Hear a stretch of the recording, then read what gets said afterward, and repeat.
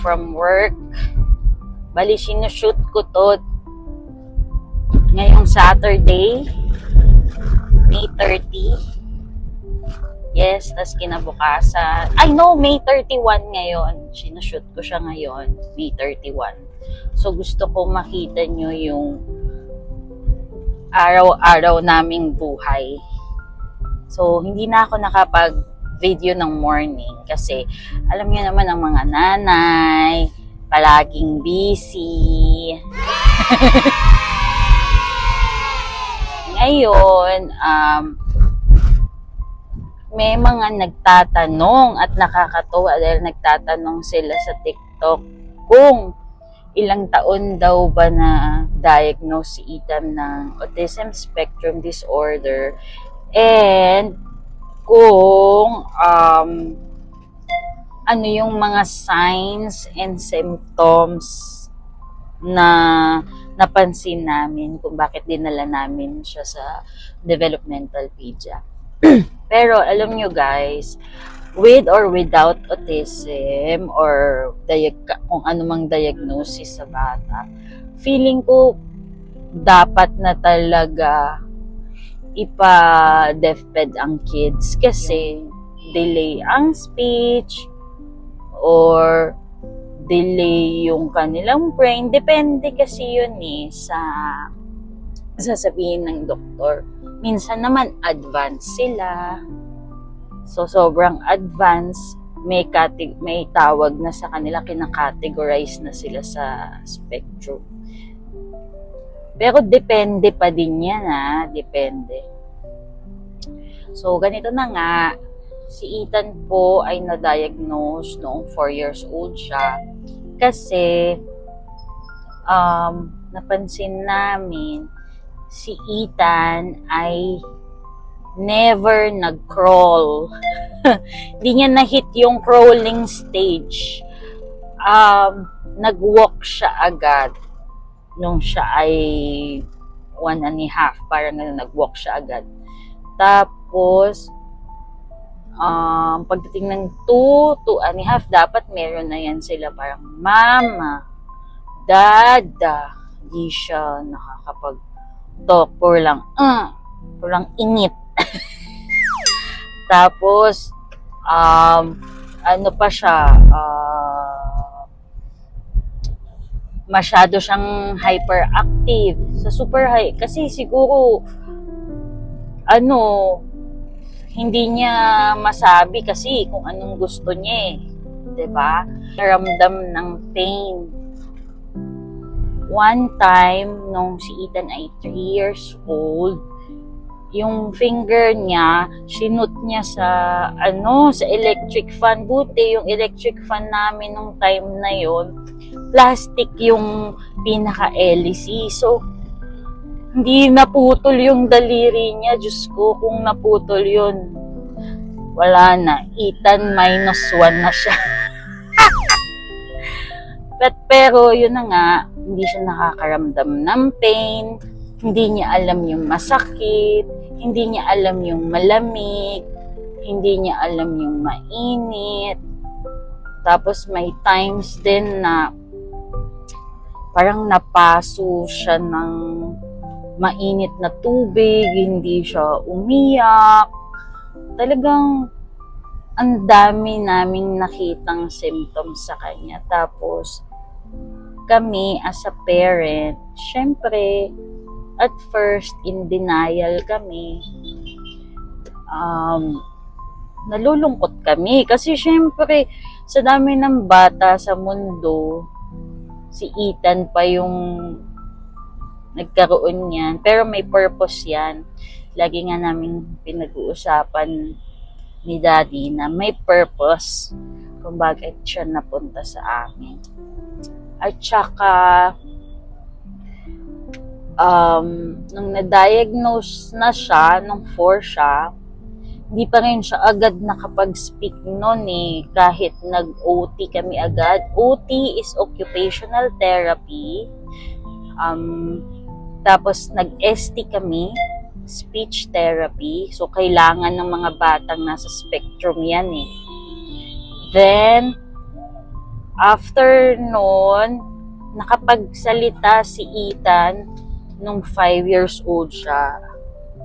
At ang first word niya is ma, ma. Siguro sa sounds, kumukuha sila sa sounds about dun eh. Ma, ma, ang sabi niya.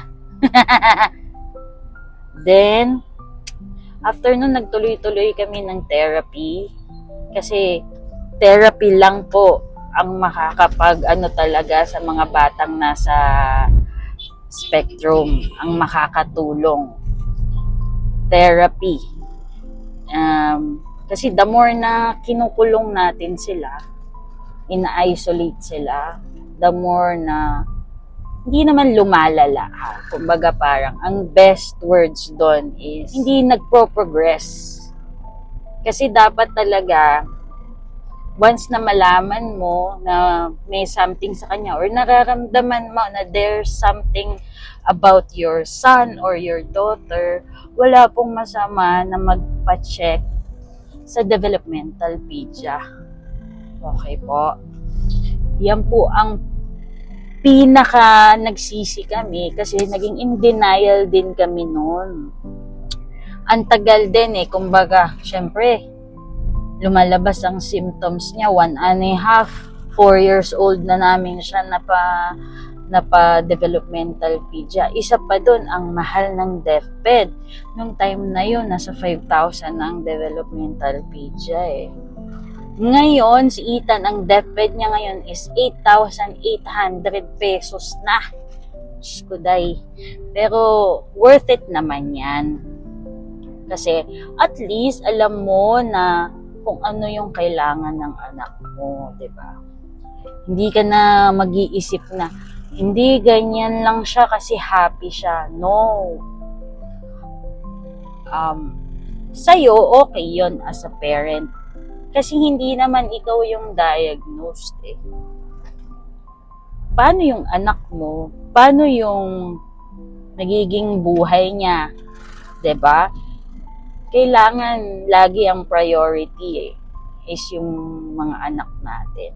So, kung may napapansin kayo sa anak nyo na parang may kakaiba or sabihin na natin, nag-aalala lang kayo, okay lang yan na ipa-developmentalpedia.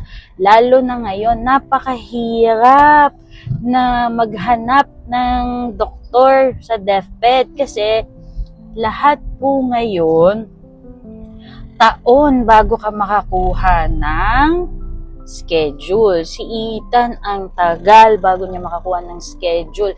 Itong schedule niya this June is 2 years in the making para makakuha ng slot.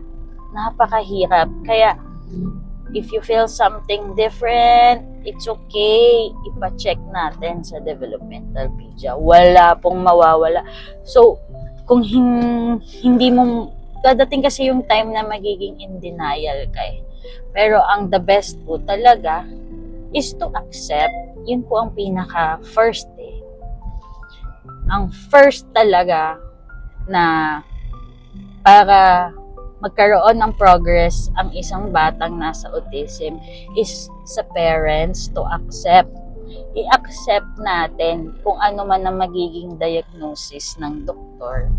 And the best din po yung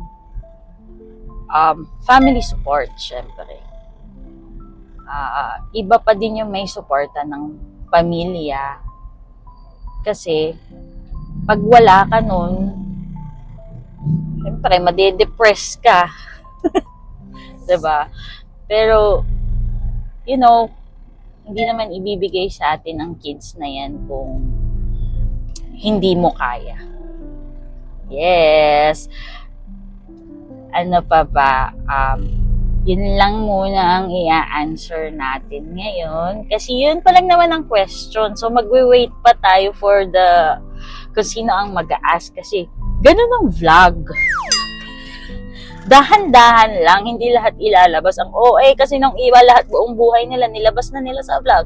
O di wala nang excitement. Charis. But anyway, I hope na ma-enjoy nyo yung mga next videos namin kung ano ang ginagawa ni Eden, kanyang daily life, ano ang mga kinakain niya. Diyos ko, madami pa tayong pag-uusapan.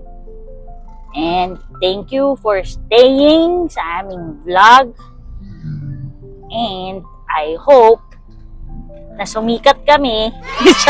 Hindi, na madaming makapanood para mas madami tayong ma-inspire sa atin niya. Kaya, bye-bye!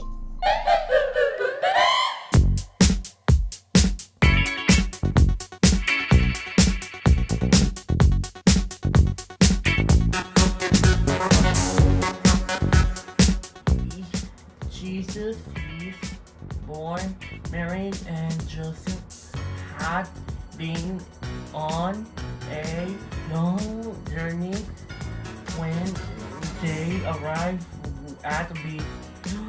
Bethlehem.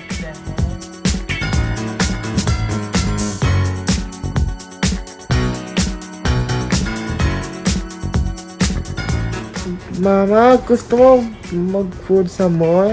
Mag-buy na toy. What else? Thor hammer. Anong food mo babay mo doon? Sa Toys R Us. Yung food, anong babay mo na food? Sa Jollibee. Hello!